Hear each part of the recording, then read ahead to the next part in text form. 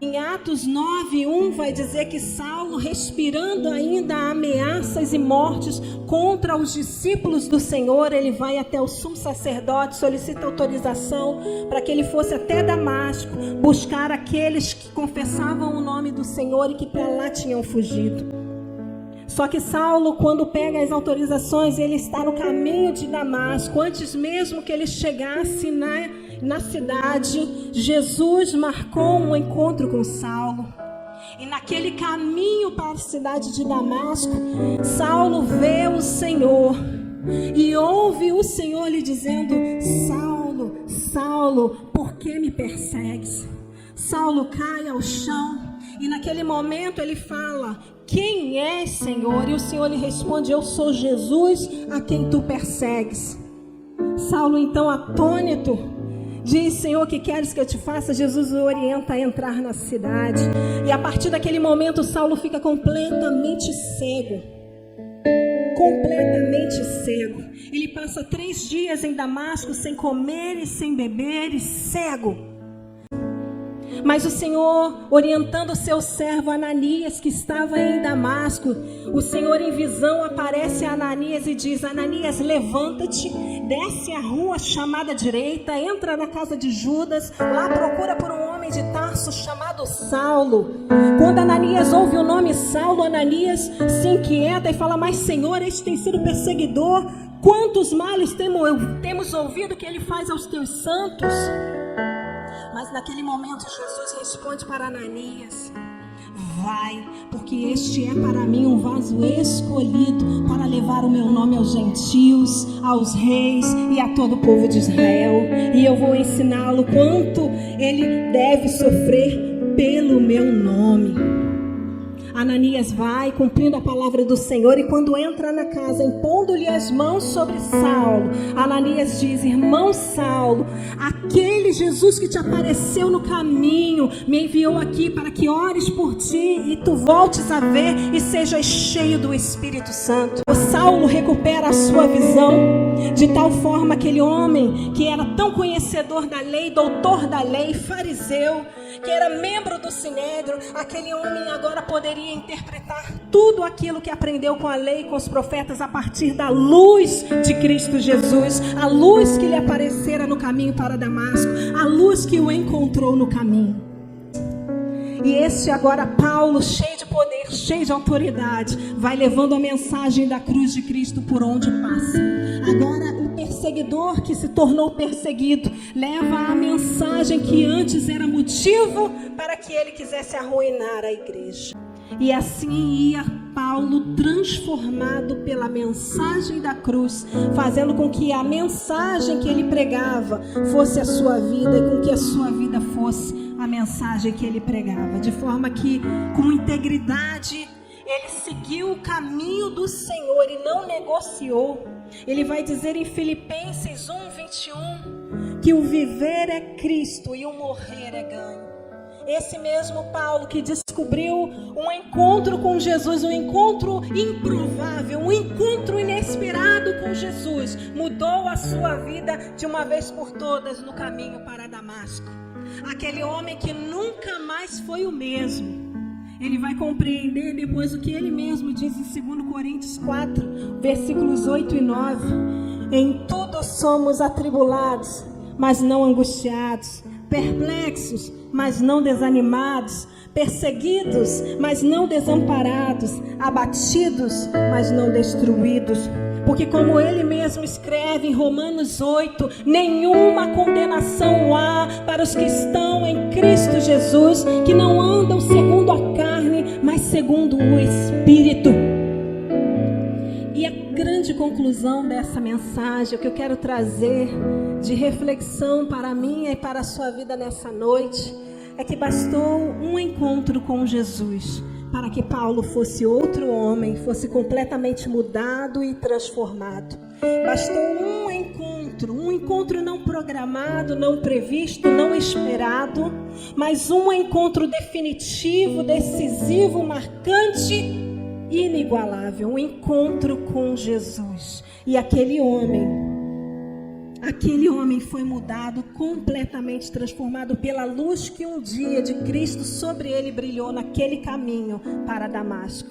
Ele pensou que iria entrar na cidade de um jeito, mas ele entrou completamente diferente. Completamente diferente. Ele pensou que sairia de Damasco levando vários presos, mas ele sai fugido. E algo que muito me questiono é sobre a escolha de Cristo. Quanto a escolher um homem que estava no apedrejamento de Estevão, um homem que estava perseguindo e destruindo a obra da sua igreja. Porque naquele momento em que ele se encontra com aquele Saulo perseguidor da igreja no caminho de Damasco, tinham outros melhores para Jesus querer escolher, para Jesus encontrar. O próprio Gamaliel seria um desses. Mas Jesus escolheu Saulo. Em detrimento de quem ele era ou do que ele tinha feito, Jesus escolheu Saulo. Talvez você ache que não dá mais para você, que não é você que Deus deveria enviar por conta do seu passado, mas Deus não olhando para o seu passado, mas olhando para a obra que Ele pode fazer na tua vida. Ele te chama, Ele te escolhe e Ele te dá um chamado, porque onde abundou o pecado vai superabundar a graça de Deus. E assim como Paulo foi transformado a partir de um único encontro com Jesus, nós também nessa noite temos a oportunidade de sermos completamente transformados por esse encontro que está acontecendo aqui e agora, o encontro com Deus. Um encontro onde Jesus mostra para nós que a mensagem da cruz ela é verdadeira. Aquele Jesus a quem que os primeiros discípulos pregavam e que Saulo ia perseguindo, ele se tornou a grande pregação da vida deste homem, Paulo. E ele, pregando a mensagem da cruz, passa agora a anunciar que aquele filho de um carpinteiro era sim o Messias, o Cristo que Israel tanto esperava. Aquele Jesus crucificado no madeiro, escândalo para os judeus, loucura para os gregos. Esse era agora a pregação de Paulo. Um Paulo transformado. Um Paulo que viu Jesus e que foi transformado. Um Paulo que mudou pela visão da glória de Jesus. E nessa noite o Senhor Jesus está brilhando sobre nós. Ele está nos convidando para sermos transformados por Ele. Sabe, quando eu olho ainda para Saulo e vejo um homem tão pleno de conhecimento, um jovem já membro do Sinédrio, doutor da lei, aprendeu aos pés de Gamaliel da escola de Hilel, fariseu de fariseus. Saulo tinha status, conhecimento, instruído em toda a sabedoria e entendimento que naquela época se poderia oferecer da melhor forma possível. Mas bastou uma vez ele olhar para Jesus e ele entendeu que na verdade não era o que ele tinha, era o que Cristo tinha, era quem Cristo era o que Cristo acrescentava a ele. Pensando um pouco nisso, às vezes eu penso nas nossas conquistas que são tão preciosas, tão importantes para nós.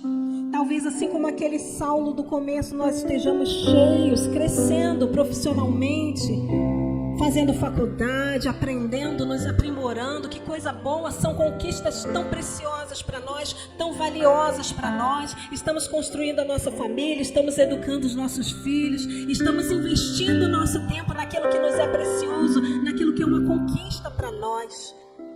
Mas talvez até com todas essas conquistas você ainda não se sinta totalmente pleno, totalmente preenchido.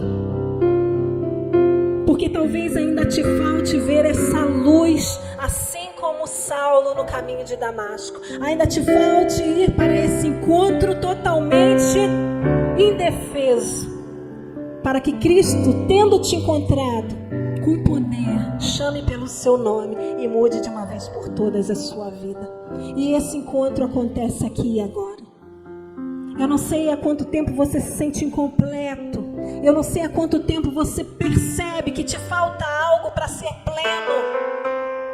Mas aquilo que te falta, Jesus tem para te acrescentar. Aquilo que você não consegue com as conquistas naturais da vida, Jesus preenche em você. E até mesmo aquilo que você perdeu e que te dói tanto, o Senhor te consola. Porque quando a luz dele brilha, e nós percebemos, assim como Paulo percebeu, que na verdade nós somos tão pequenos, mas há um Deus tão grande e poderoso, que nos convida a uma vida nova. Para quê? Para que nós possamos abraçar a mensagem da cruz, porque pela cruz chegamos ao céu. É pela cruz de Cristo, é pela graça de Cristo que nós somos salvos. Que encontrar Jesus seja suficiente para cada um de nós. Que encontrar Jesus seja tudo que nós precisamos. Porque o mundo passa, assim como todas as conquistas que nós vamos fazer nele. Mas a presença de Deus, ela nos preenche para toda a eternidade.